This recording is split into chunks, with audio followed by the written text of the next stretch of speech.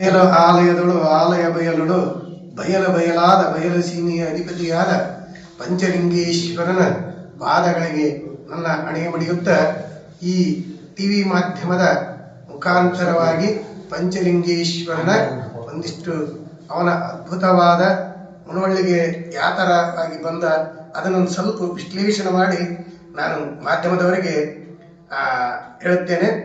ಪಂಚಲಿಂಗೇಶ್ವರ ಇಲ್ಲಿಗೆ ಬರಲಿಕ್ಕೆ ಕಾರಣ ಅಂದ್ರೆ ಕಾಶಿ ಒಳಗ ಅಗಸ್ತ್ಯರು ತಪಸ್ಸಿ ಕುಂತಾಗ ತಮ್ಮ ಸ್ವಪ್ನದಲ್ಲಿ ಅಗಸ್ತ್ಯರಿಗೆ ಪರಮಾತ್ಮ ತಮ್ಮ ಸ್ವಪ್ನದೊಳಗೆ, ಇಲ್ಲ ನೀನು ಇಲ್ಲಿ ಕುಂತ್ರೆ ನಾನು 5 ಮುಖದ ಪರಮಾತ್ಮ ನೀನು ಪ್ರತ್ಯಕ್ಷ ಆಗರ ನೀನು ಮಲಪ್ರಭಾ ದಂಡಿಗೆ ಕಮಂಡಲ ಸಮೇತವಾಗಿ ಹೋಗುವಂತಂದು ಅವರ ಸ್ವಪ್ನದಲ್ಲಿ ಇದಾದಾಗ ಅವರು ಆ ಕ್ಷಣದಿಂದ ಅಗಸ್ತ್ಯರು ನಗರಗಳಲ್ಲಿ ಪಟ್ಟಣಗಳಲ್ಲಿ ಪ್ರತಿಯೊಂದು ಕ್ಷೇತ್ರದಲ್ಲಿ ತಮ್ಮ ಮೂರ್ತಿಗಳನ್ನ ತಾವು ತಪಸ್ಸಿ ಕುಂತಂತ ಮೂರ್ತಿಗಳನ್ನ ಅಲ್ಲೆಲ್ಲ ಪ್ರತಿಯೊಂದು ಇದು ಮಾಡ್ಕೊಂತ ಬಂದ್ರು ಕೂಡ ಅವರಿಗೆ ಒಬ್ಬ ಪರಮಾತ್ಮ ಮಾತ್ರ ಭೇಟಿಯಾದ, 5 ಮುಖದ ಪರಮೇಶ್ವರ ಪ್ರತ್ಯಕ್ಷ ಆಗಲಿಲ್ಲ. ಅದಕ್ಕೆ ಅಲ್ಲಿಂದ ಸೀದಾ ಅವ್ರು ಏನು ಪರಮಾತ್ಮ ಹೇಳಿದಲ್ಲ ಅದೇ ತರವಾಗಿ ಮಲಪ್ರಭಾ ದಂಡಿಗೆ ಬಂದು ಅಗಸ್ತ್ಯರು ಎಲ್ಲಿ ತಪಸ್ಸಿ ಕುಂತಾಗ ಒಂದು ಈಶ್ವರಲಿಂಗ ಮುಂದೆ ಕುಂತಾರ, ಅಲ್ಲಿ ಅವ್ರಿಗೆ ಪ್ರತ್ಯಕ್ಷ ಆಗಲಿಲ್ಲ.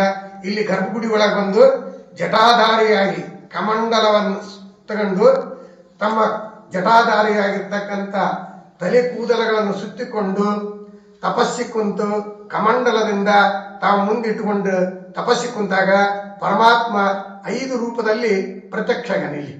ಇದು ಪರಮಾತ್ಮ ಯಾರು 5 ಲಿಂಗಗಳನ್ನ ಸ್ಥಾಪನೆ ಮಾಡಿದ್ದಲ್ಲ, ಅಗಸ್ತ್ಯರಿಗೆ ಒಲಿದು ಬಂದ ಆಕಾಶದಿಂದ ಬೆಳ್ಳಿ ಬೆಟ್ಟದ ಒಡೆಯ ಹಿಮಗಿರಿಯ ವಾಸ ಗಂಗಾಧರಾಯ ಜಟಾಧರಾಯ ಭಸ್ಮಾಂತಕಾಯಾಯ ತ್ರಿಪುರಾಂಗರಾಗಾಯ ಅನಾತರನಾಗಿ ಈಶ್ವರನ ಅವತಾರವಾಗಿರ್ತಕ್ಕಂಥ ಸದ್ಯೋಜಾತ ವಾಮದೇವ ಅಘೋರ ತತ್ಪುರುಷ ಈಶಾನ್ಯ ರೂಪದಿಂದ ಇಲ್ಲಿ ಪ್ರತ್ಯಕ್ಷವಾಗಿನ ಪಂಚಲಿಂಗೇಶ್ವರ. ಅದೇ ತರನ ಭೂಮಿ ಆಕಾಶ ವಾಯು ಅಗ್ನಿ ಜಲತತ್ವಾದಿಗಳನ್ನ ಅಳವಡಿಸಿಕೊಂಡನ. ಪಂಚತತ್ವ ಅಂದ್ರೆ ಭೂಮಿ ತರ ಇದೆ, ಆಕಾಶ ತರ ಇದೆ, ಬೆಂಕಿ ತರ ಇದೆ, ಆಮೇಲೆ ನೀಲಿ ಅಗ್ನಿ ತರ ಆಗಿದೆ, ನೀರ ತರ ಅಂದ್ರೆ ಒಂದೊಂದು ಲಿಂಗಗಳು ಅವತಾರವಾಗಿರ್ತಕ್ಕಂಥ ಪಂಚಲಿಂಗೇಶ್ವರ. ಅದಕ್ಕ ಇಲ್ಲಿ ಏನಂದ್ರ ಯಾರ ಒಂದು ಅರಕೆ ಕಟ್ಕೊಳ್ಳಿ, ಸಂತಾನ ಭಾಗ್ಯ, ಕಲ್ಯಾಣ ಭಾಗ್ಯ ಅಂದ್ರೆ ಮಕ್ಕಳ ಭಾಗ್ಯ ಕೊಡ್ತಾನ, ಕಲ್ಯಾಣ ಭಾಗ್ಯ ಕೊಡ್ತಾನ, ಭೂಮಿ ಭಾಗ್ಯ ಕೊಡ್ತಾನ. ಯಾರು ಭೂಮಿ ಇಲ್ಲ ಅಂತಾರ ಅವ್ರೊಂದು ಏನೋ ಸಂಕಲ್ಪ ಮಾಡಿದ್ರ ಭೂಮಿ ಸಿಗ್ತದೆ ಅವರಿಗೆ. ಆಮೇಲೆ ಮನಿ ಇಲ್ಲಪ್ಪ ಅಂದ ಕೂಡ ಯಾರೋ ಇಲ್ಲಿ ಒಂದು ಅರಕೆ ಕಟ್ಕೊಂಡ್ರೆ ಮನೆ ಆಗತ್ತವು. ನೌಕರಿ ಒಂದು SLC ಹಿಡಿದುಕೊಂಡು ಎಕ್ಸಾಮ್ ಬರೆಯೋ ಹುಡುಗರು ಒಂದು ಪೆನ್ನು ಆಲ್ ಟಿಕೆಟ್ ತಗೊಂಡ್ಬಂದು ಪಂಚಲಿಂಗೇಶ್ವರನಾಗ ಅವನಿಗೆ ಪಾದಕ್ಕೆ ಮುಟ್ಟಿಸ್ಕೊಂಡು ಹೋಗಿ ಎಕ್ಸಾಮ್ ಬರೀತಾರ. ಅತಿ ದೊಡ್ಡ ಹುಡುಗರು ಕೂಡ ಪಾಸ್ ಆಗ್ತಾರ ಅವನ ಆಶೀರ್ವಾದ. ಅದಕ್ಕೆ ಇಲ್ಲೊಂದು ಏನೋ ಈ ಸುತ್ತಮುತ್ತ ಈ ಗ್ರಾಮದ ಅಧಿಪತಿಯಾಗಿರ್ತಕ್ಕಂಥ ಪಂಚಲಿಂಗೇಶ್ವರ ಪ್ರತಿಯೊಂದು ನಾವೇನ್ ಅರಿಕೆ ಮಾಡ್ಕೊಂತೀವಿ ಆ ಅರಿಕೆ ಈಡೇರಿಸ್ತಾನ. ಚರ್ಮ ರೋಗ ಇರ್ಲಿ, ಕ್ಷಯ ರೋಗ ಇರ್ಲಿ, ಆಮೇಲೆ ಜ್ವರ ಇರ್ಲಿ, ಅವನ ಭೂಮಿಗೆ ಏನಾರ ಆ ರೋಗಗಳು ಬಿದ್ದಿತ್ತಾಗ ಅವನ ಅಂಗಾರ ತೀರ್ಥ ಕೊಟ್ಟು ನಾವ ಎಷ್ಟೋ ಮಂದಿಗೆ ಆರಾಮ್ ಮಾಡಿವಿ. ಅಂದ್ರ ನಾವು ಆರಾಮ್ ಮಾಡಿವಿ ಅನ್ನೋದಕ್ಕಿನ ಭವರೋಗ ದೂರ ಮಾಡತಕ್ಕಂಥ ಪಂಚಲಿಂಗೇಶ್ವರ.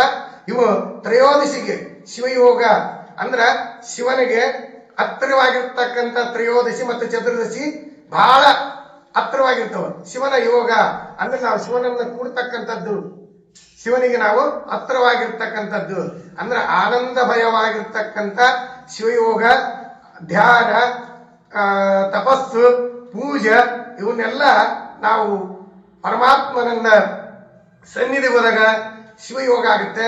ತ್ರಯೋದಶಿ ಅಂದ್ರೆ ಮಹಾ ತ್ರಯೋದಶಿ ಯಾವಾಗ ಬರುತ್ತಂದ್ರ ಶಿವರಾತ್ರಿಗೆ 1 ದಿನ ಮುಂಚಿತವಾಗಿ ಮಹಾಶಿವರಾತ್ರಿ ಬರ್ತೈತಿ.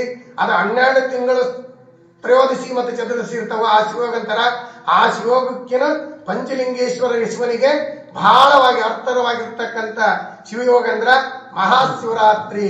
ಆ ಶಿವರಾತ್ರಿಗೆ ಪರಮಾತ್ಮ ನಾವು ಏನ್ ಬೇಡ್ತೀವಿ ಅದನ್ನ ದಯಪಾಲಿಸ್ತಾನ. ಅದಕ್ಕ ಇವರಿಗೆಲ್ಲರಿಗೂ ಪರಮಾತ್ಮ ಆಯುಷ್ಯ ಆರೋಗ್ಯ ಕೊಟ್ಟು ಕಾಪಾಡ್ಲಿ. ಇಲ್ಲಿ ಪಂಚಲಿಂಗೇಶ್ವರ ಮುನವಳ್ಳಿ ಬಂದು ಈ ಗ್ರಾಮ ಅಧಿದೇವತ ಆಗಿರ್ತಕ್ಕಂಥ ಏನೇ ಇದ್ರು ಕೂಡ ರೋಗ ದೂರ ಮಾಡ್ತಾನ, ಸಂಕಲ್ಪವನ್ನು ಈಡೇರಿಸ್ತಾನಂತಂದು ಪಂಚಲಿಂಗೇಶ್ವರನ ನನ್ನ 2 ವಾಕ್ಯಗಳನ್ನ ಆ ಪಾದಕ್ಕೆ ಅರ್ಪಣೆ ಮಾಡ್ತೇನೆ.